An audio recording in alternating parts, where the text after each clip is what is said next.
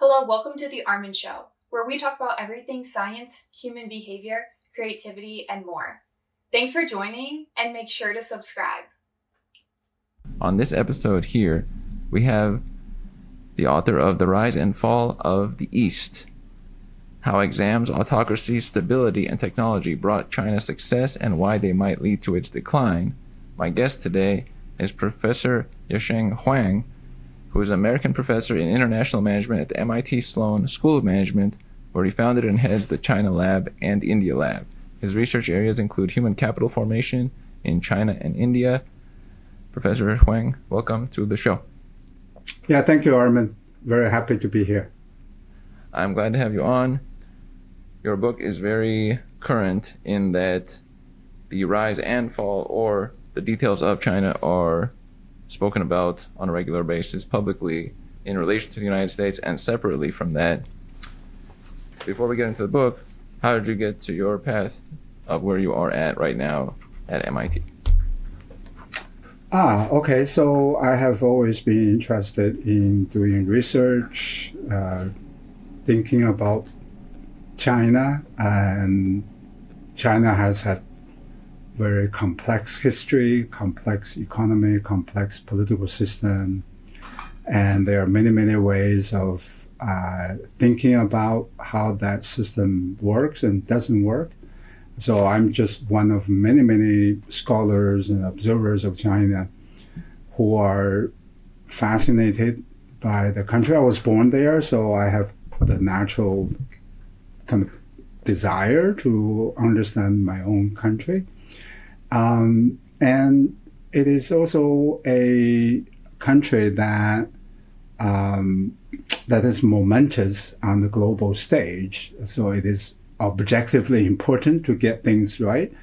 And I have to say, on that score, I have been not terribly happy with a lot of pronouncements people have made about the country, both in terms of accuracy and also in terms of the depth with which people approach the question. So I have wanted to, do my own best to go more deeply in history. So the book is divided between history and today, as well as linking in a very specific way how history has shaped China today. When you think of the nation of China, what are some of the most automatic features that come to mind that represents China as compared with other nations of the planet? What are the most specific things that come to mind immediately? Yeah, so immediately, I think for people like us who are sort of looking at Chinese economy, Chinese politics, the things that are immediately interesting are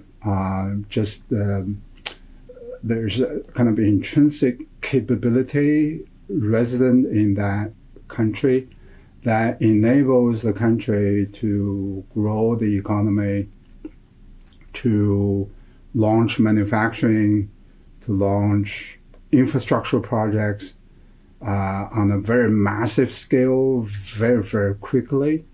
So that's one feature that is striking, right? So if we think about China in comparison with many other countries, it's not that other countries can't get things done, but it seems that China can get things done more quickly. The other is definitely the autocracy, the autocratic feature, the autocratic nature of the country. That is quite striking, that it has been persistently autocratic, despite economic growth and despite economic disasters, right? So it is able to sail through both economic success and economic failures. The third feature, I would argue that the totality of the history of the country is that it has some incredible successes and it has some incredible failures, right? So the extremity is on the both sides of the equation rather than just on one side. Some countries have mixture of successes and failures. What China has is, if it is successful, it is extremely successful. If it is failing, it is extremely failing, right? So that's a kind of the puzzle that we are wrestling with. I'm not saying I got everything figured out, but I think we all make our best effort to try. Does the autocracy make it somewhat of a more extreme in cases like you're describing versus maybe the opposite would average out more, kind of like one of your chapter titles, Reversion to the Autocratic Mean?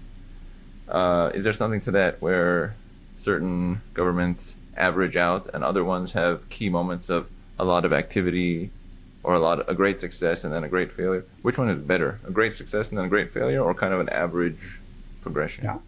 Well, in my own view, the average progression is better. Kind of, you grow maybe not as fast, but you don't fail as fantastically as you would, right? So in the Chinese case, the country has great leap forward, cultural evolution. This is on the failure side of the equation. And it has also had this tremendous success with globalization, with economic growth in the last 40 years. I don't think for a country of that size, 1.3 billion people, to go from one extreme to the other extreme is a good thing. So in terms of normative perspective, I prefer a system that is a little bit slower, but it is more consistent and more predictable.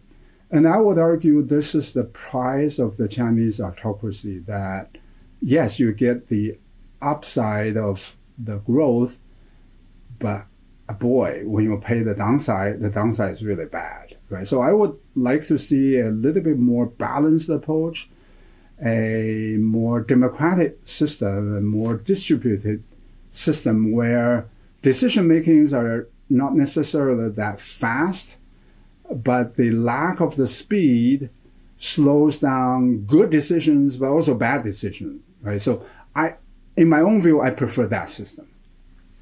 That's my personal preference. Right.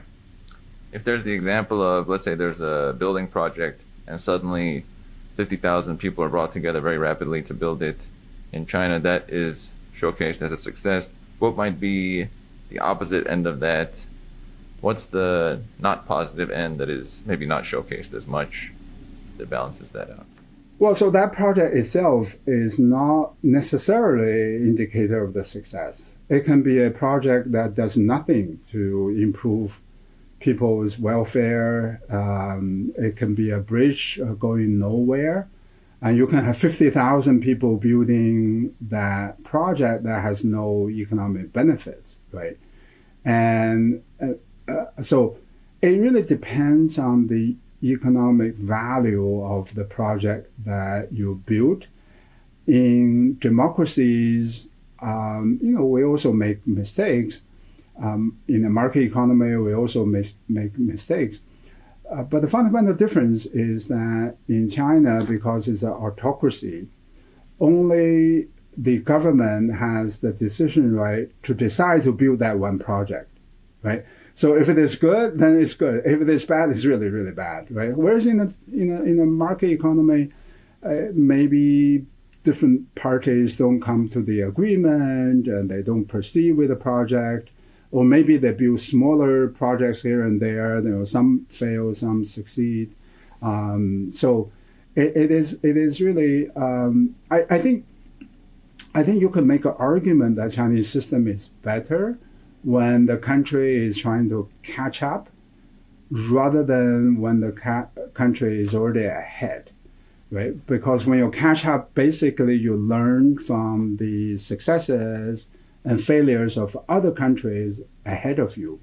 I often tell my students, the student who is going to learn the most is the slowest student in the room because everything that he or she hears is better than whatever he or she has, and you learn from that. Whereas if you're a best student, you really don't have much to learn. So if you're behind, you can make an argument for that fast system.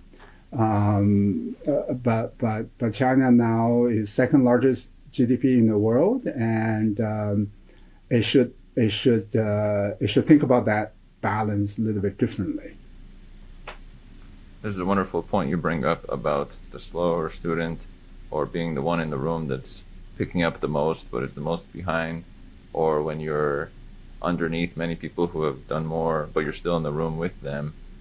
That means that you are growing and reaching out as much as possible, versus it looks good but you're comfortable but there's not much progression or growth.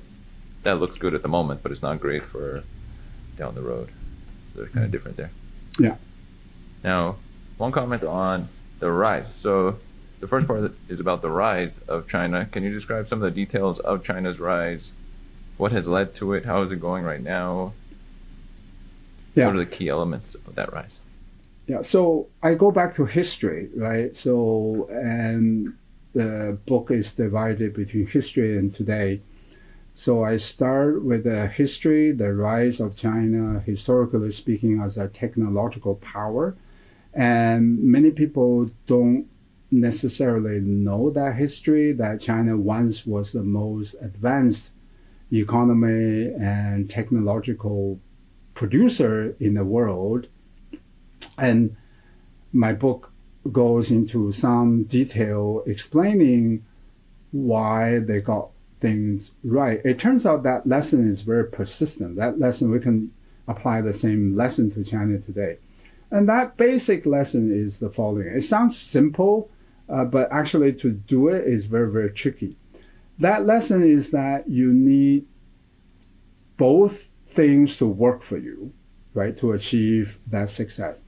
One is some degree of what I call scale, right? So uniformity, homogeneity, right? For example, in terms of financial support, in terms of government support, you need some scale of that.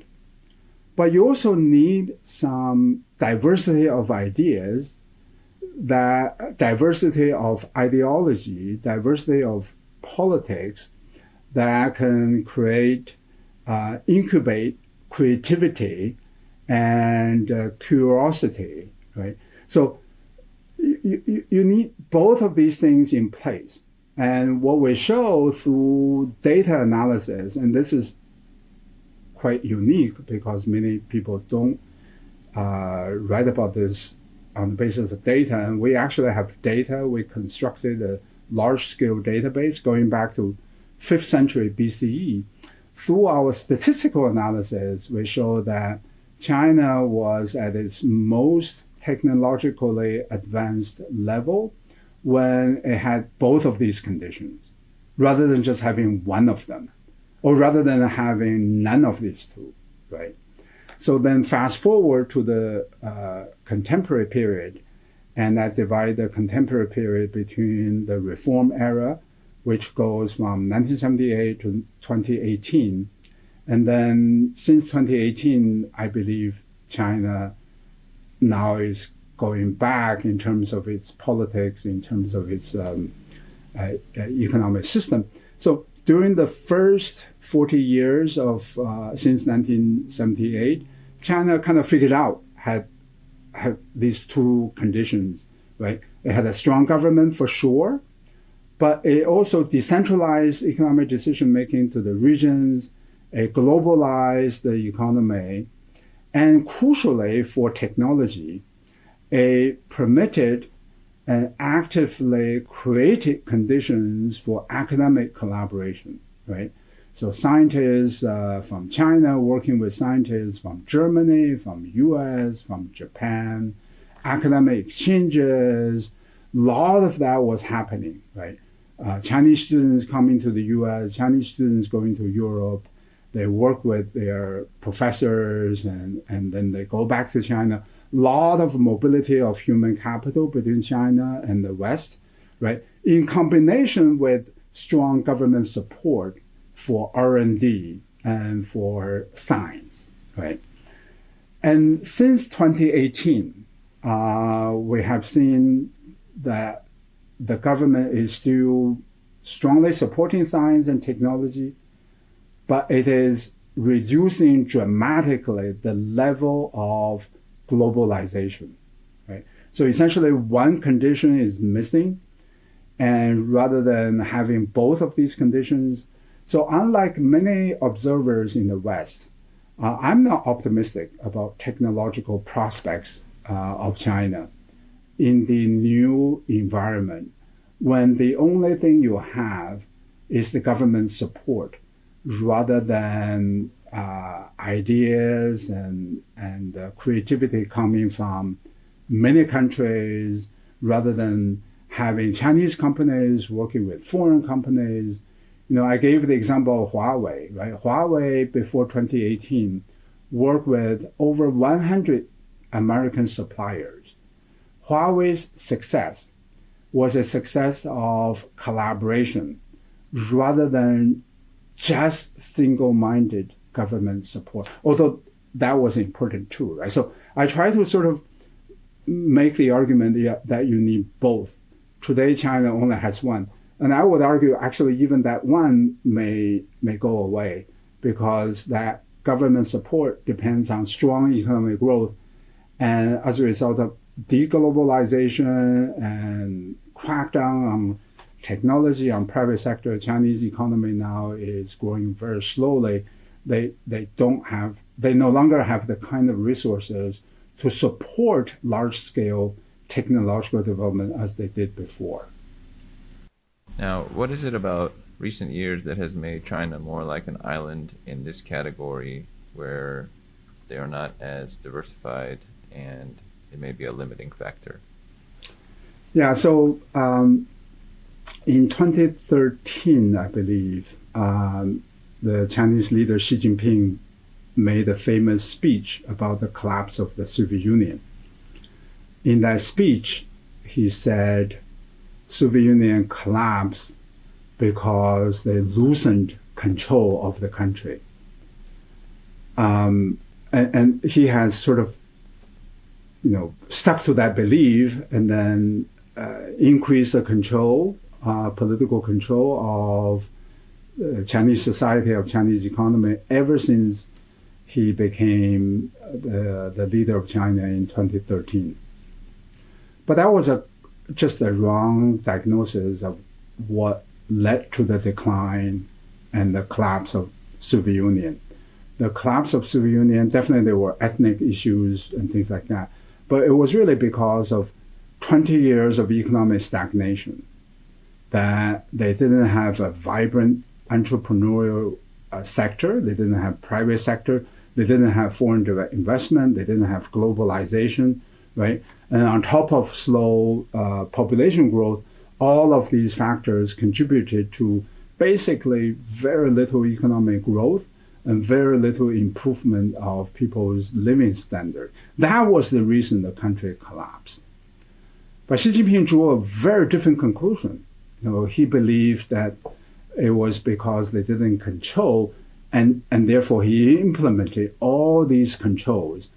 But the problem with those controls is that those controls led to stifling of entrepreneurship, deglobalization of the Chinese economy, kind of foreign policy tensions with the United States, with Europe, right? And all of that led to slow economic growth, which was the very reason why Soviet Union collapsed in the first place, right? And so this is, it is a intellectual failure, right? Essentially a failure to read the situation correctly. But it is also a failure of the system, because nobody challenged that point of view in the autocracy, right? And then in 2018, he abolished the two-term limit on presidency, and he's now basically president for life. And that's why I define the reform era as ending in 2018. That was when the two-term limit was abolished.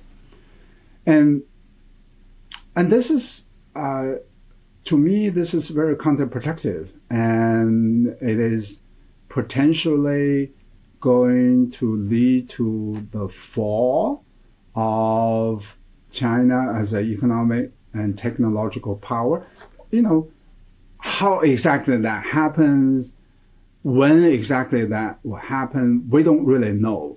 But the evidence so far suggests, if you look at my book went to the press in November 2022, so I didn't have the data in 2023.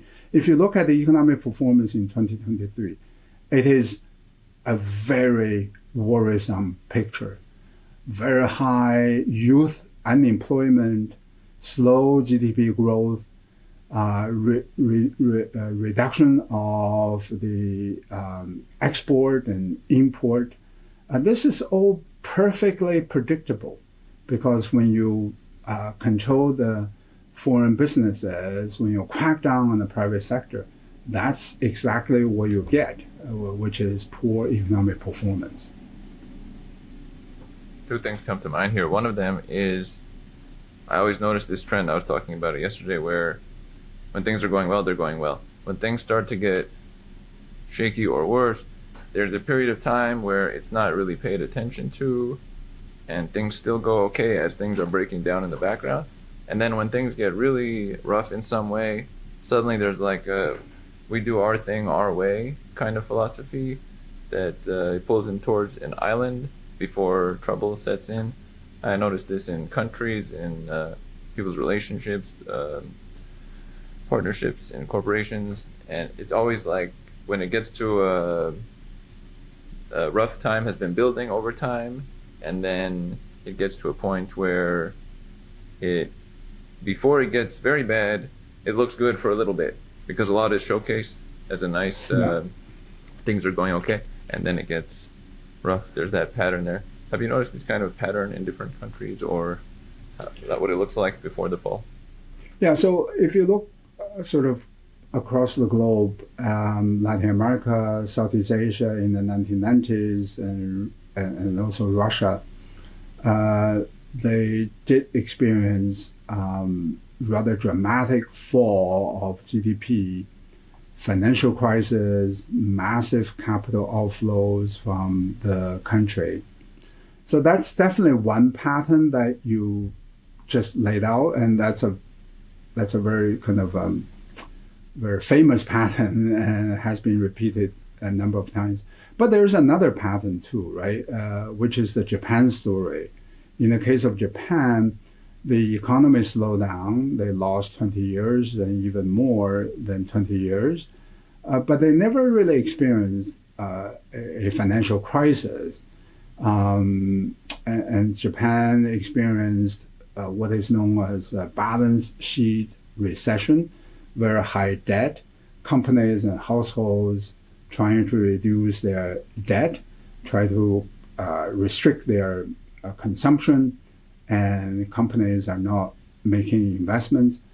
I believe that this is a scenario more likely to happen in China, right? Rather than kind of the collapse scenario that we see in Southeast Asia in the late 1990s and Latin America in the 1980s and 1990s. It will be a gradual slowdown of the GDP, and the financial pressures will be increasing. I do believe that China has more wiggle room to maneuver if they want to change the policy, and the country, still has substantial capability. That is not going anywhere. The entrepreneurship is still quite vibrant if you gave them the right conditions. But the issue is politics, right? Whether or not you reverse the policies so dramatically without inflicting damage to your reputation and credibility. And this is the curse of autocracy. So essentially, you almost have to get everything right to have the credibility, not just get, many things right. You have to get everything right. And you have to get everything so right to have the policy credibility. So it is very hard for autocrats to completely reverse the policy.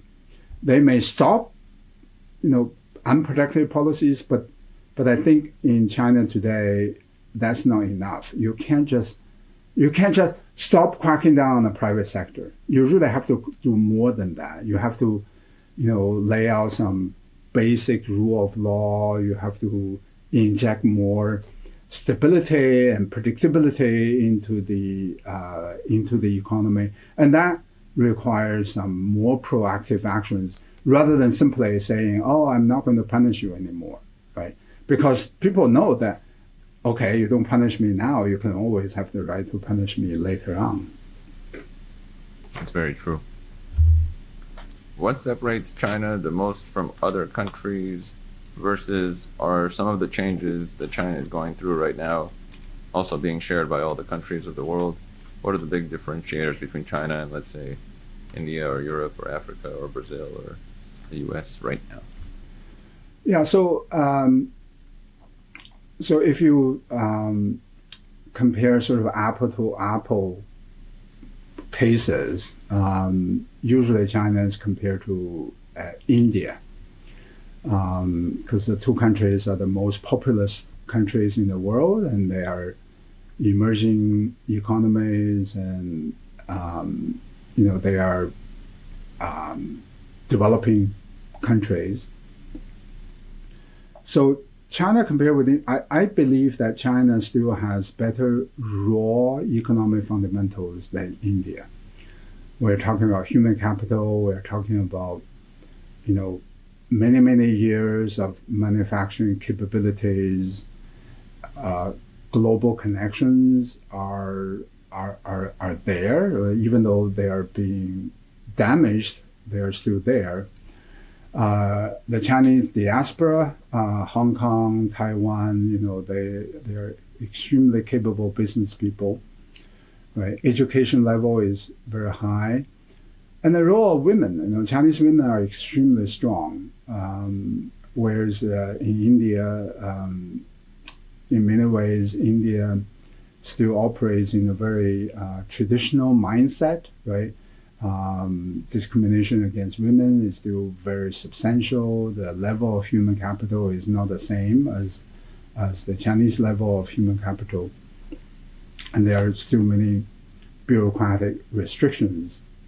But India has been doing well, right? And I think India has been doing well, hopefully, under Modi, they don't go overboard in one direction.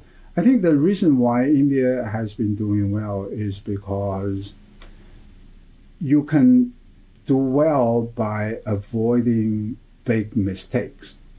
Sometimes you don't have to get many things right.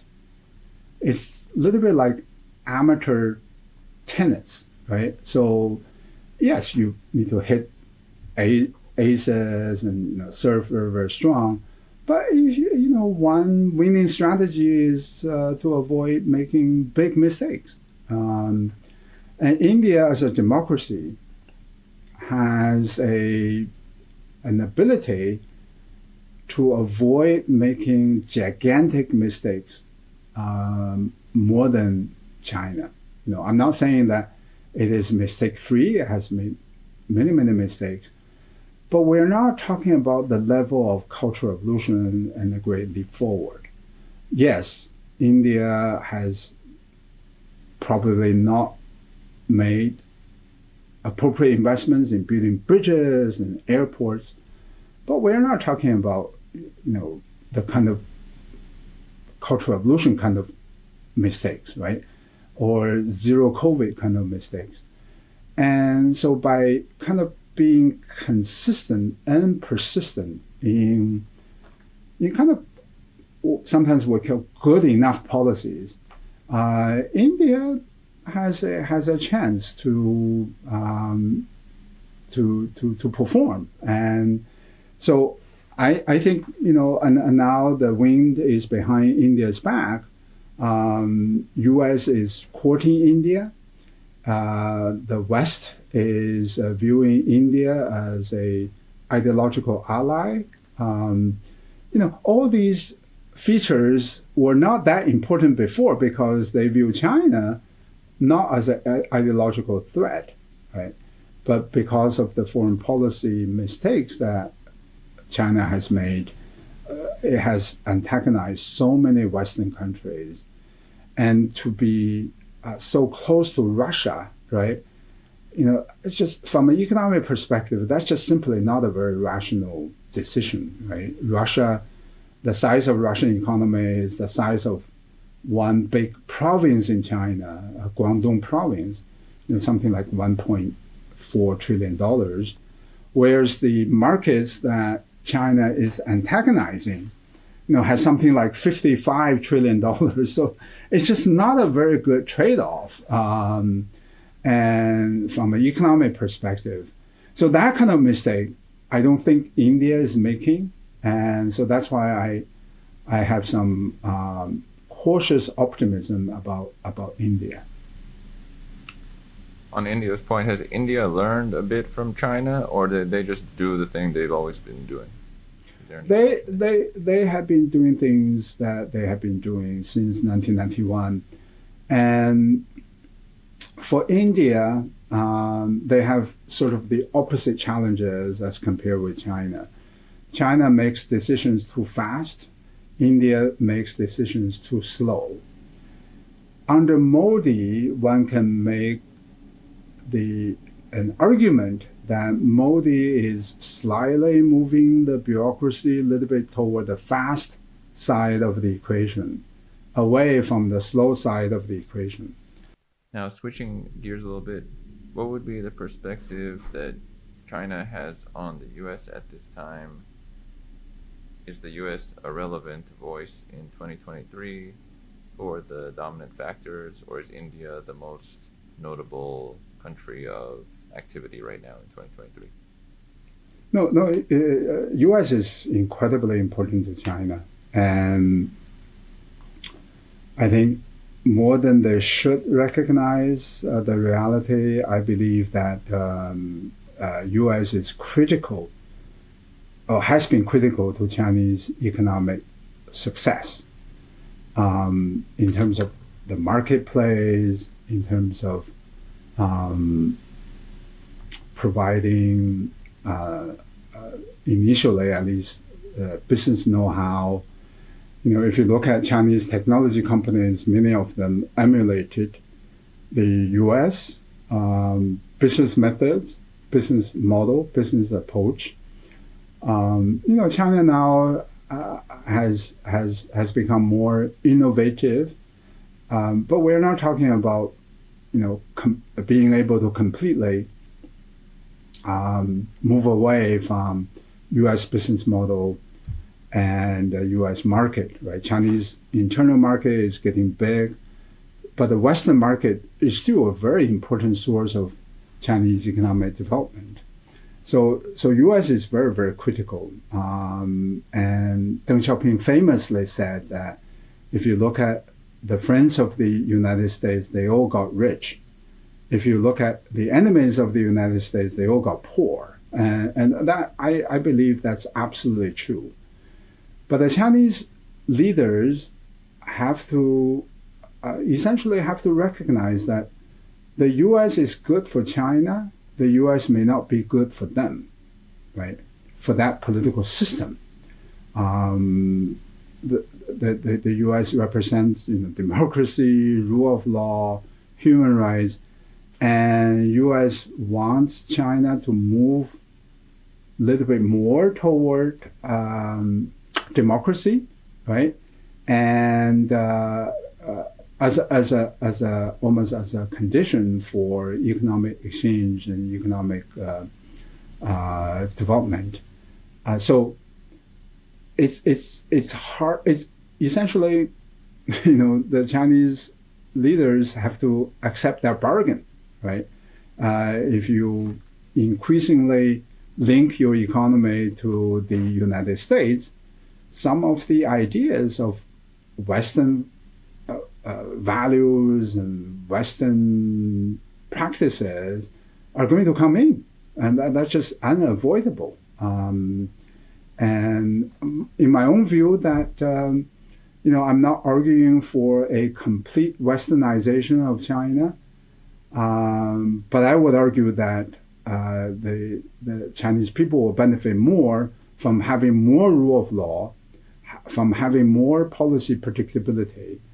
We are not saying that it should move to a constitutional democracy overnight, but at least it should move in that direction, right? Maybe slowly and gradually, because you don't also want an overnight abrupt change, because that can be incredibly disruptive. But in terms of overall direction, it should move in that direction. Sadly speaking, China since 2018 has been moving in the opposite direction. And India sort of features in this story because India is a democracy. If India can prove itself to be also capable of economic growth, that is going to poke the hole in the argument that only autocracies can deliver economic growth. Right? That view, by the way, is a myth. It is just simply not true. But there are a lot of people in China who believe in that perspective. But if India can get its act together, and I believe that the U.S. is getting its act together until we have President Trump re-elected, and then everything goes down the hill. I think under Biden, the U.S. is coming back. It is reinvesting in the U.S. Industry, manufacturing. It is getting the government more clean. It is restoring the credibility that U.S. lost during the Trump years. If U.S. can continue to do that, it is going to be the proof that democracy can also perform and deliver. On the cycle of growth mentioned earlier, you have stability as the base, and then you have expansion or diversification, which involves change and more risky, and having the two is very good. What is it that usually stops a nation from continuing both together? Is it like a big ego or view of themselves, or is it because they start to mismanage or some people take over? How's that happen? Yeah, in the case of China, there are two scenarios that can break that performance. And to some extent, it is already breaking some of that performance even as we speak. One is policy mistakes, right? So this is the curse of autocracy.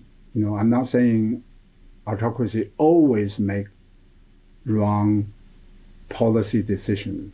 Sometimes they get it right. But the problem is that you get hubris from making certain decisions right. And then you think that you're invisible, you're wise in an infinite array of possible combinations of the world. And then you begin to really, really make wrong decisions. We see that in China. It's just, in the last 2 years even. And, their first response to COVID was, they used their autocratic strength to basically isolate people, right? When you didn't have vaccine, that was the only way really to isolate the transmission and stop the transmission of the virus, whereas the Western countries didn't have that power. On the point of autocracy, does that cycle have to continue in that way? Can it work on both ends for a country for a long time? Or is there something that stops them from having both stability and expansion and growth? Yeah, so one scenario is kind of successes incubate conditions for failures, right? Because you overreach. You have an exaggerated sense of yourself, right? Look at Hitler, right? So, yes, he took over Poland, Czechoslovakia, and then he thought, well, why not Russia, right? So that is, a very common phenomenon among autocracies, that you overreach. The other problem that can break the balance is that autocracies have troubles making transition from one leader to the next. Under one leader, you can have stability, you can have order, right? You can have one-man rule. But, autocrats, like the rest of us, die, right? And how do you transition power from one leader to another? That has been a perennial challenge for non-hereditary autocracies.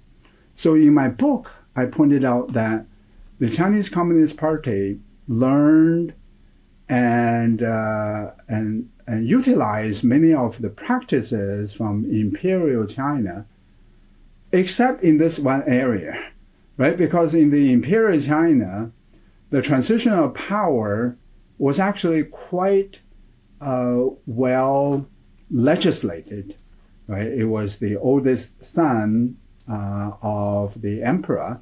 It was quite automatic, and there was no suspense, there was no surprise, and it was a very well laid out procedure and process. So the Chinese Communist Party has, used many techniques from the imperial China in many, many aspects of the governing the country, except in this area, right? Because this is a republican form of the government.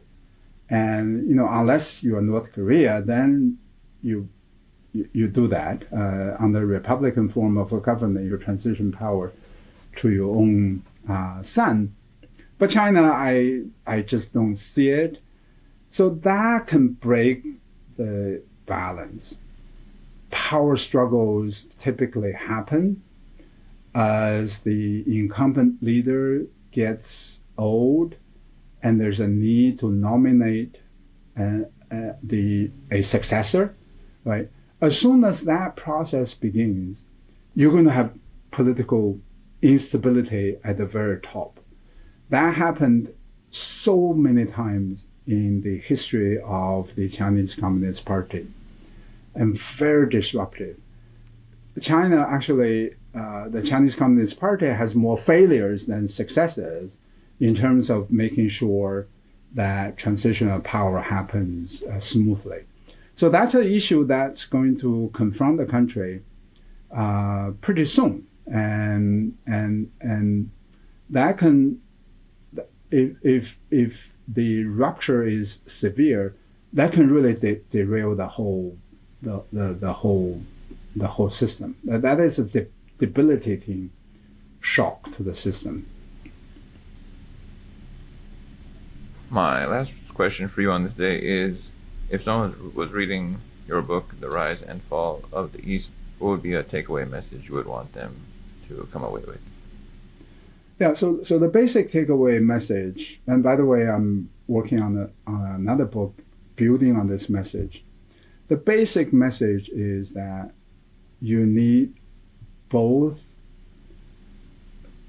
a degree of diversity and a degree of uniformity to achieve success, right?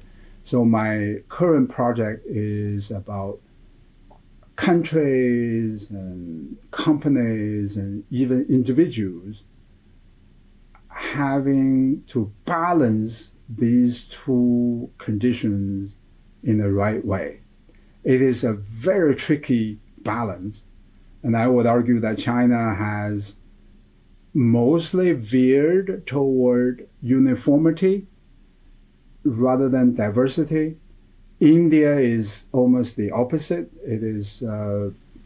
It values diversity, it prizes diversity, and as a result, it's very difficult to get things done, right?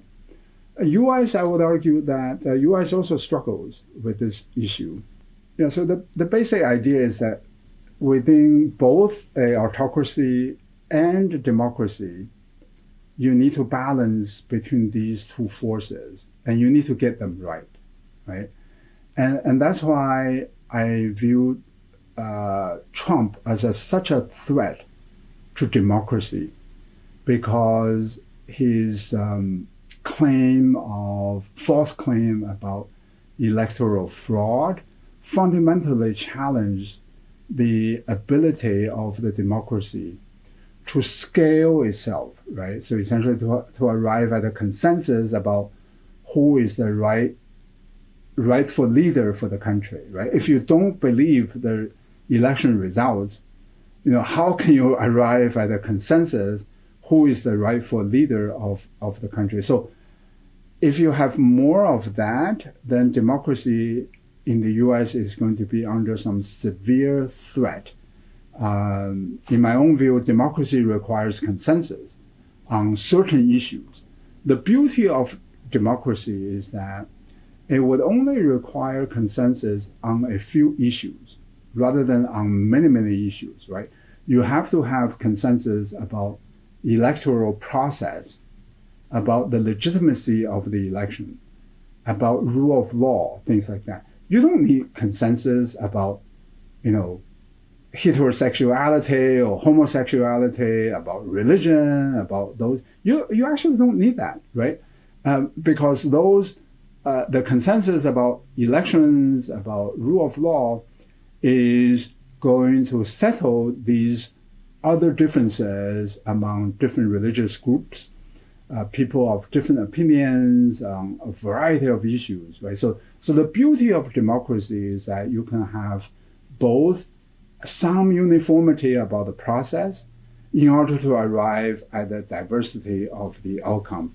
And Trump is a fundamental threat to that equation. So this is what my current book is about. It's wonderful that from one book to another, prolific in nature. I would like to say, Professor Huang, thank you for joining on this episode of the show discussing the rise and fall of the East, as well as prior material and upcoming material, and sharing a bit of knowledge about China, its relation to the world, and why it may be on a trajectory of an up and a potential down. Yeah. Thank you very much, Armin. I enjoyed our discussion. The Armin Show is a culmination of so many of my discussions with thoughtful individuals, knowledgeable individuals, creative individuals, people who have something to say in a category that they have put effort into, maybe for years, maybe for decades. A lot of experience comes through. I like finding the links between people and topics of discussion in the categories that you have come to recognize. We're glad to continue the show, to branch out, to expand, to have more links between individuals, to have bigger groupings of individuals together in different formats so that the show becomes more of a show. And as we continue to do this, we're always glad for your support along the way.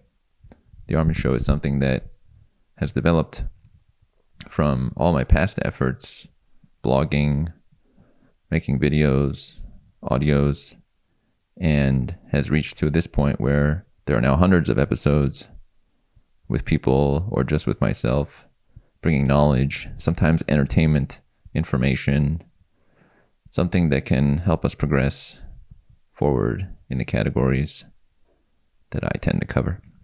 Hope you enjoy it, and onward we go. Hope you enjoyed today's episode. Please comment any takeaways you had, and we'll see you on The Armin Show next time.